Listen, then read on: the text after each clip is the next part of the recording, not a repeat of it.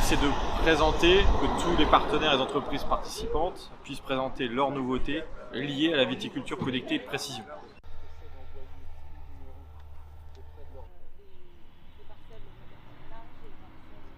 On vous présente Bacchus.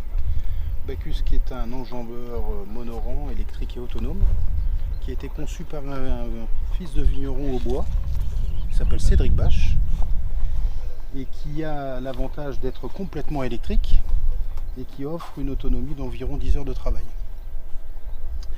Donc c'est une machine qui est prévue pour aller dans différents vignobles, vignobles étroits ou vignobles semi-larges. Ici nous avons le modèle S qui est adapté pour les vignobles de Champagne, de Bourgogne et du Médoc.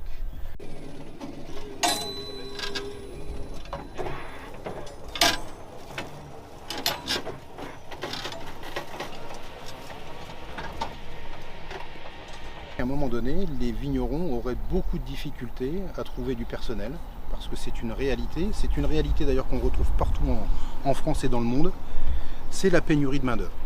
Donc la pénurie de main-d'œuvre, étant donné qu'on nous demande de plus en plus de travailler proprement, sans herbicides, en faisant attention au tassement du sol, en faisant attention aussi aux produits phytosanitaires, le but c'est de réduire tout ça.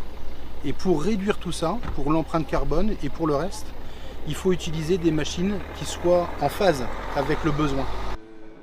Elle va exploiter l'ensemble des informations qu'elle va collecter. Alors que Je vous présente la station IQ Louclara de Lemken, donc avec la possibilité de recenser énormément d'informations, donc à 75, à 25, mais aussi à moins 5 et à moins 20 cm dans le sol. Cette station-là, elle va recenser énormément d'informations sur tous les capteurs présents sur celle-ci. Et en fait, la particularité de cette station-là, c'est qu'elle va utiliser l'ensemble de ces informations-là pour fournir à l'agriculteur différentes informations comme des risques de développement de maladies au sein de ses cultures ou alors un guide de pulvérisation de quand intervenir au sein de sa culture.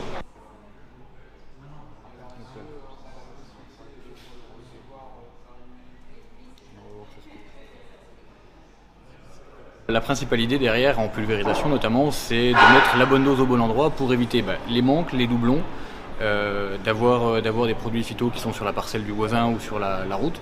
Et il y a un intérêt aussi économique derrière parce que les produits coûtent très cher, donc si on peut éviter d'en mettre double dose au même endroit, c'est toujours ça d'économiser. En fait, quand il arrive dans une zone qui est déjà traitée, on va voir les rampes qui vont se couper, on va voir aussi visuellement la coupure de section sur le côté. Là, je vais le faire dévier légèrement sur la gauche. Voilà, on va voir que là, ça va se couper. Tac, tac, tac, tac, tac. Du coup, ce qui signifie qu'il arrête d'en mettre. Il arrête d'en mettre pour ne pas avoir de double dose et on peut le paramétrer pour avoir soit 50% de recouvrement, soit avoir zéro recouvrement, c'est-à-dire zéro doublon, ou 100% de recouvrement. Onafis a créé en fait l'électrocardiogramme du vin. En fait, on a créé des outils qui vont permettre de suivre l'évolution du vin, des étapes de fermentation jusqu'à la fin de l'élevage, avec des outils connectés pour limiter justement toutes les dérives possibles du vin et garantir et sécuriser chaque étape de vinification, de transformation du jus de raisin en vin. On est sur des outils d'industrie 4.0, où du coup en fait on va avoir non seulement justement des outils qui vont être sur des process industriels, qui vont faire des relevés pour pouvoir avoir une traçabilité automatique. Donc c'est des objets connectés qui vont se lier à ce qu'on appelle des ERP, donc des logiciels qui vont gérer cette traçabilité.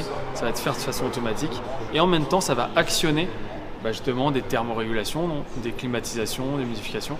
Donc du coup ça va actionner des process d'industrialisation.